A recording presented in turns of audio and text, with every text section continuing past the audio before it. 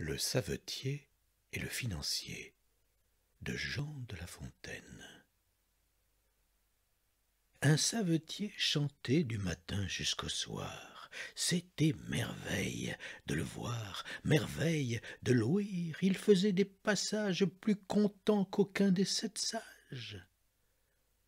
Son voisin, au contraire, étant tout cousu d'or, chantait peu, dormait moins encore. C'était un homme de finance. Si sur le point du jour parfois il sommeillait, le savetier alors, en chantant, l'éveillait, et le financier se plaignait que les soins de la Providence n'eussent pas au marché fait vendre le dormir, comme le manger et le boire. En son hôtel il fit venir le chanteur et lui dit: Or ça, sire Grégoire, que gagnez-vous par an?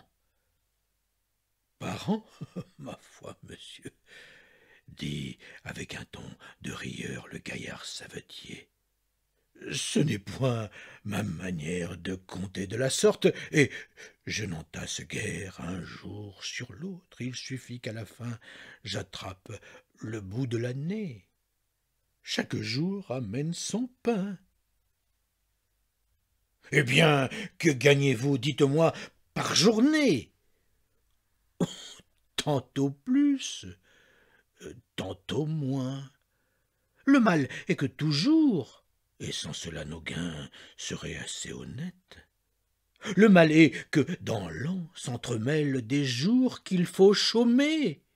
On nous ruine en fait. L'une fait tort à l'autre, et monsieur le curé de quelque nouveau saint charge toujours son prône. Le financier, riant de sa naïveté, lui dit: Je vous veux mettre aujourd'hui sur le trône. Prenez ces 100 écus, gardez-les avec soin pour vous en servir au besoin. Le savetier crut voir tout l'argent que la terre avait depuis plus de 100 ans produit pour l'usage des gens. Il retourne chez lui. Dans sa cave il enserre l'argent et sa joie à la fois.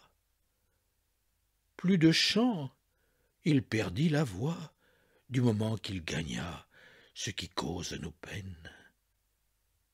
Le sommeil quitta son logis. Il eut pour hôte les soucis, les soupçons, les alarmes vaines. Tout le jour il avait l'œil au guet, et la nuit, si quelque chat faisait du bruit, le chat prenait l'argent. À la fin, le pauvre homme s'encourut chez celui qu'il ne réveillait plus. « Rendez-moi, lui dit-il, mes chansons et mon somme, et reprenez vos 100 écus. »